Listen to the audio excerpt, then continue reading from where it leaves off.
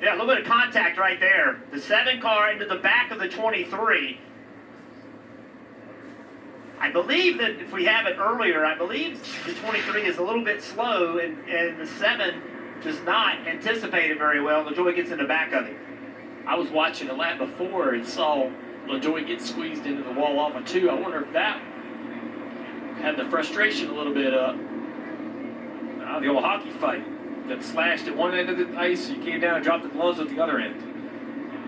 Yeah, they both let off. You're right. The lap before. Lucy obviously had a ton of speed, but he was hurting that right rear. He blew that right rear in practice, and he just was on his mind throughout the last couple of runs about how they were treating that right rear, and obviously you see the failure there. You know, I don't know about the damage to the suspension, but this doesn't look too significant to the body.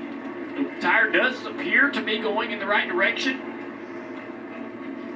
Just have to see whether they need to replace any toe link or anything like that to be able to get him back on the racetrack and competitive again. They had a very similar accident in practice. They were able to repair this car, get him back on the racetrack, and now we'll take a look, see if this contact was real heavy or not. No, not really. So that's kind of like old Rich Petty used to say, I run on the fence because if anything happens, I don't have far to go to hit it. And he was close enough to the wall to where it was really an insignificant hit. So it might have saved this team a lot of damage. They'll be able to continue. The one thing I didn't like, you're right, he's up here by the wall, blows the tire, gets in the wall, but it stays in the wall. See how long it stays in the wall? He couldn't pull it off of it. That's the only thing that concerns me. Pit road is going to be a busy place with 55 laps to go in this stage. This is now inside the fuel window. Every car on the lead lap should be coming into pit for a set of tires and full of fuel, Kim. And William Byron on your top left told the team he's fighting grip on the front end of the car during the short run, grip on the rear end during the long run, just a slight air pressure adjustment. As you see Sunoco fuel going in, that chassis adjustment for tires, Parker for the 24. Chris Vell at the top right here, streams there in second. Very happy the race car just can't seem to find a way to pass. They have speed, they continually have some of the fast lap times, he just can't find that pass. Mark Truex Jr. very happy that race car, that team is out for vengeance right now, Dave. Joey Logano saying much better there. I can compete now. They will reduce the air pressure on the right side tires yet again because it seems to be making a positive effect. You know, when the cars come down pit road, there's a lot of scuffed right rear quarter panels. I know they don't damage quite like the old car, but a lot of contact with the wall running the top. Still working the 47 for Ricky Stenhouse Jr. The free pass going to the 17 of Christopher Buescher. Seen an issue with Mark Truex Jr. Second half of the field, there was multiple contact. Oh, the 7, the right side of the 7 is junk. Yeah. They all went up into the outside wall really hard.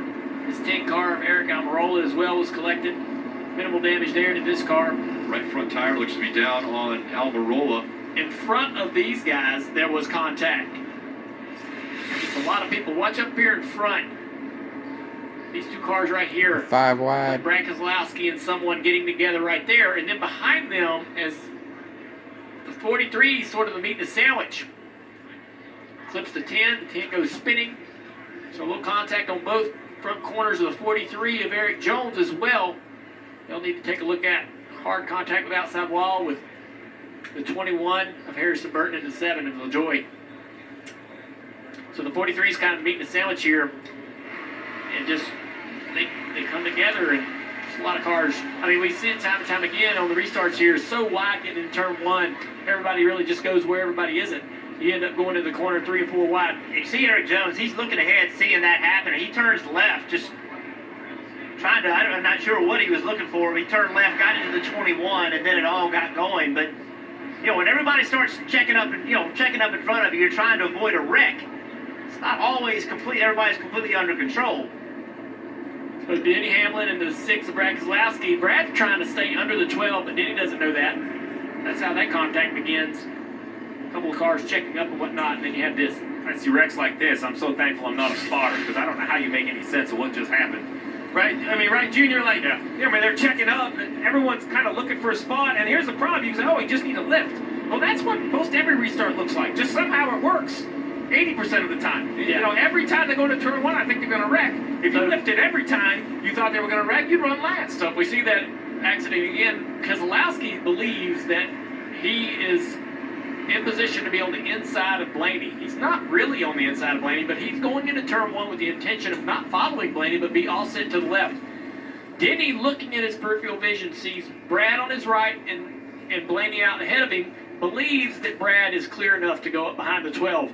Starts moving up the racetrack. Brad does not move up behind the 12. So right there, Brad does not go up behind the 12, and Denny thinks that's where Brad's going to go naturally. They make a little contact, kind of gets everybody kind of checking up, doing different things behind them and creating a crash. But you saw that replay right there, and I kind of had forgot about it. The 18 kind of scooted through the 99. You know, these playoff guys, they're going to keep cycling to the back with these mistakes. One of these to the 7, broken right front, left front. This car's retired for the day. Too bad. I thought he qualified decent, was running okay. Left having rear. an okay day. The same thing for the 21. Just can't seem to get anything going for poor Harrison. Every racetrack he's trying to get some more experience at. Shortening the day for Harrison doesn't help in his rookie year. He needs to try to run all these laps. And then Eric Jones, last week's winner, how quickly it can turn. And Eric is going to stay on the racetrack. A couple more cars behind him, the 18 of Kyle Busch and the 3 of Dylan coming down pit road. Interesting the 43 doesn't come to pit road to work on that damaged partner. Yeah, the 18, though, does They're come down okay, pit road after being at the back for that penalty He they knew received tires. For the interference. And Kyle came on the radio and said, hey, if we're at the back, do you want to work on it? And Ben Bayshore said, sure. So they're going to do some front-end adjustments on this 18 to try and get it better. He's just been complaining that the front end is numb on this car, so they're trying to get it into the racetrack a little bit with some front-end adjustments already at the back. 4-tire stop for the 18, and they'll get back out on the track. We will recycle, and we'll try another restart when we return. Rear lateral 3-4, 1 2's not bad. It's flipped in. Might be able to feed back, do some adjustments. And just out like he's on a Sunday drive, which he is, but So I wonder, is he Right moving there. around here to try to spit the carcass off the wheel to quit doing damage? Let's see what happened here, guys. He's up against the wall, just trying to make speed on corner exit right there. The car starts coming around on him. I mean, it digs into the ground. That what pulls the tire off the wheel right there. through the white paint. Yeah, also. pretty interesting. Yep. Yeah, so I was thinking flat first. To your point, Junior, looks like he spins. Tire goes flat much later. Like That right here, it's still transition up. Great shot of got it. loose. Yeah, the grass. Said it was Nothing sliding blew right there. with the It tire. blew right before it got to the Blew grass.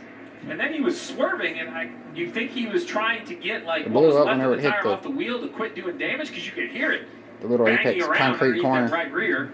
Good camera work here. He's being lapped right now, having to go slow down the back straightaway.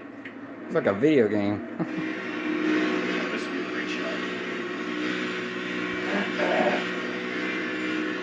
Oh man, you could tell all the way through that corner. With the tire. He wasn't really ever committed full throttle. You could hear the throttle like changing, the throttle position changing because of the balance of the car being so loose. Pit road is open, and we're seeing drivers come down pit road in front of Kyle Busch. Kim?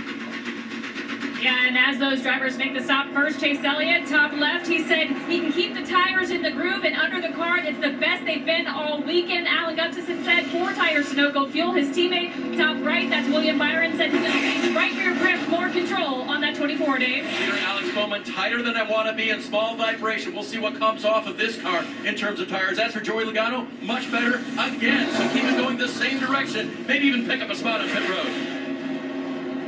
Line, Byron gains a spot. Logano loses lead in that 9.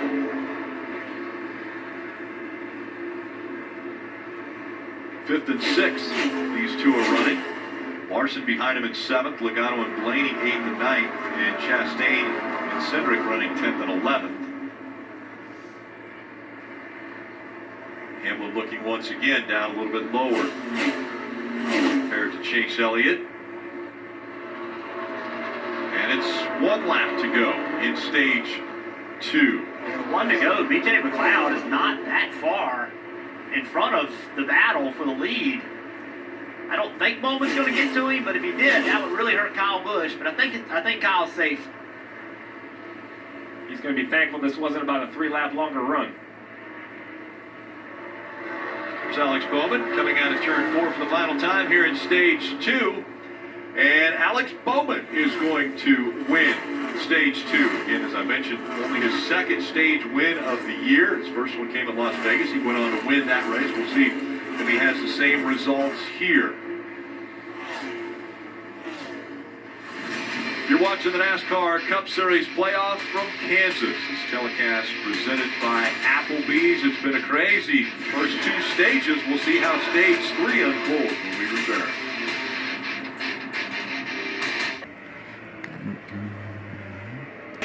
Five jet cars gonna be out of the race. I'm trying to continue on with some damage. There's your race winner. How about the fact that In with just second. 14 laps to go? Told you how Bubba will win today, but We all know Joey this will Logano. come down to the boss Yeah, man. that kart's getting wider and wider for the 11.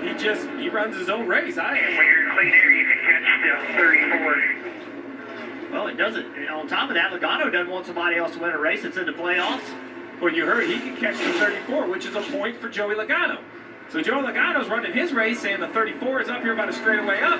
That's a point for me. I'm trying to race my own playoffs here. Denny's going to push the issue here, though. Let's get right down here on the inside. This 22 car is going to clear. I think Joey let him have it there. I agree, Junior. I think Joey said, I know there's a point up there, but maybe these roles are going to be switched, and I want somebody to work with me, so I'm going to let Denny Hamlin go here. He worked to my inside. Less than 10 laps to go. The gap is still 2 seconds between first and second. That is one thing that has been maintained throughout all of these lap times. Because of lap traffic and everything else, and Bubba Wallace doing a nice job, that 2-second lead has been pretty steady. Then he's going to have to really find some speed here if he's going to get this done. Right in front of Bubba is the 6 of Brad Keselowski. Brad's been running the top. He's been running the bottom. Right now, right in front, right in the same line that Bubba's trying to run. That's costing Bubba just a little bit of throttle here in turn 2. And Brad's already a lap down, so this wouldn't be just to go a lap down. This would be to go 2 laps down. Brad's running the bottom of 3 and 4 here like he has been the last few laps, giving a lot of clean air to that 45. But in 1 and 2, he runs the same line as the leader. Bubba did not get off turn 4 well there at all. He had an issue. That lead was 2 seconds. It is down to 1.7 now. Some sort of a problem off turn 4. Kim. And some leaders want to know where that second place driver is. Some leaders don't. Take a listen to Bubba Wallace's radio. Simple. I'm just cruising. Don't need a big. Okay. I'll make you a big. Ready, you got it. And they have been true to their word and has been silent on the 45 radio, just letting their driver focus these last laps. We heard Booty say, Freddie, you got it. Freddie's a spotter. Freddie Kraft, as now the gap is 1.5 seconds. Yeah, I think the air off that 6 car in front of him is just bothering the leader just a little bit. Bubba just doesn't have the ability and the grip, the confidence in the car, but Chemistry here in the sense that the owner of the car in front of him, Denny Hamlin, owns the 45, co-owner with Michael Jordan of 2311 Racing. So Denny Hamlin running second. His own car is running in front of him, leading this race, looking for a win. down the front straightaway, coming to 5 laps to go.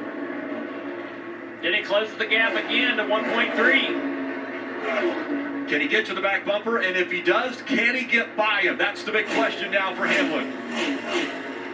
Might see a slide job. The post-race show immediately following the checkered flag here in Kansas. That was a big corner right there in 1 and 2 for Denny Hamlin. I feel like he cut a big chunk out of this lead. Not only is the 6 car Brad Keselowski now causing some difficulties for the leader, they're catching McDowell as well. Another pretty quick race car. So there'll be 2 cars in front of the leader, slowing him down somewhat as the 45 is going to have a run. Will it be enough, or will he get stuck side by side with the 6? Just can't make the speed. Free to go.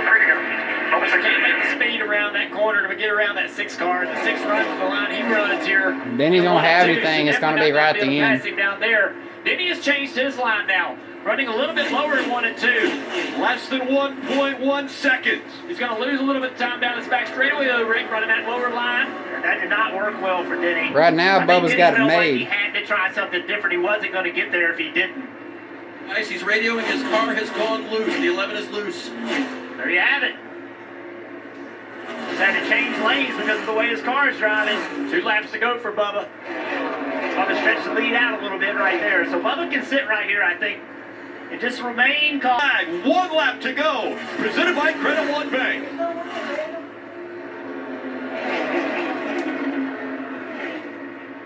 A win a year ago made history for Bubba Wallace. And now, this car, with Kurt Busch behind the wheel, won earlier this year here at Kansas.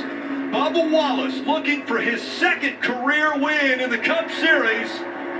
His final time through 3 and 4. He's going to do it. Bubba Wallace wins at Kansas. Survive the Bubba Wallace. What they gonna say now, baby? Let's go! You know you damn right now!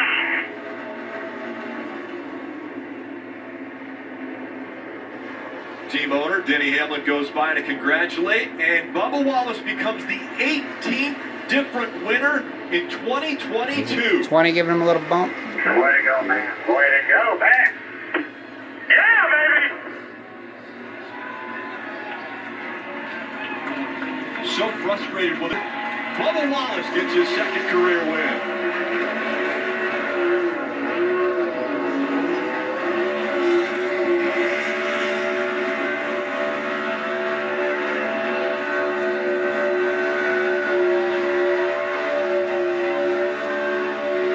Freaking awesome!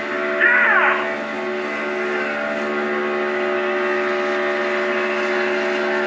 He's going to burn him down.